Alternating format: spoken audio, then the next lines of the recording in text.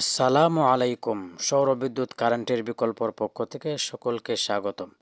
সম্মানিত দর্শক, আমার আইডিকে ভালো মনে হলে একটা ফলো দিয়ে দেবেন। আজকে আমি কথা বলবো কত অ্যাম্পিয়ার ব্যাটারির সাথে কত ওয়াট সোলার প্যানেল ব্যবহার করবেন এবং কত ওয়াট সোলার প্যানেলের সাথে কত অ্যাম্পিয়ার সোলার চার্জ কন্ট্রোলার ব্যবহার করবেন। না টেনে পুরো ভিডিওটা দেখতে থাকুন। দর্শক, শর্টকাটে বোঝানোর চেষ্টা করছি, আপনারা মনোযোগ দিয়ে শুনবেন। আপনার ব্যাটারিটা যদি হয় 40 এম্পিয়ার, আপনার সোলার প্যানেলটা হবে 80 থেকে 85 ওয়াট। আপনার ব্যাটারিটা যদি হয় 60 এম্পিয়ার, আপনার সোলার প্যানেলটা হবে 120 ওয়াট। অর্থাৎ এক কথায় বোঝেন, আপনার ব্যাটারি যত এম্পিয়ার প্যানেলটা ডাবল ওয়াট হবে। অর্থাৎ ব্যাটারিটা যদি হয় 30 এম্পিয়ার, আপনার সোলার প্যানেলটা হবে 60 ওয়াট। অর্থাৎ ব্যাটারির ডাবল হতে হবে। আর কন্ট্রোলারের হিসাবটা বলি,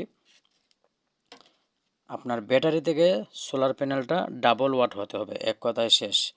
আর কন্ট্রোলারের হিসাবটা হলো, আপনি 10 এম্পিয়ার কন্ট্রোলারের মধ্যে সর্বোচ্চ 120 ওয়াট সোলার প্যানেল ব্যবহার করতে পারবেন।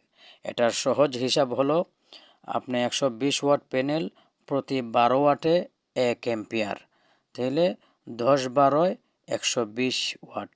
120 ওয়াট প্যানেল এটার জন্য স্ট্যান্ডার্ড। 10 এম্পিয়ার কন্ট্রোলারে 120 ওয়াট সোলার প্যানেল পর্যন্ত সাপোর্ট করবে। 120 ওয়াটের উপরে যখন আপনার সোলার প্যানেল হয়ে যাবে 150 ওয়াট 200 ওয়াট, তখন আপনি 20 এম্পিয়ার সোলার চার্জ কন্ট্রোলার ব্যবহার করতে হবে। 20 এম্পিয়ার সোলার চার্জ কন্ট্রোলারে আপনি 120, 240 ওয়াট পর্যন্ত স্ট্যান্ডার্ড হবে, ভালো হবে।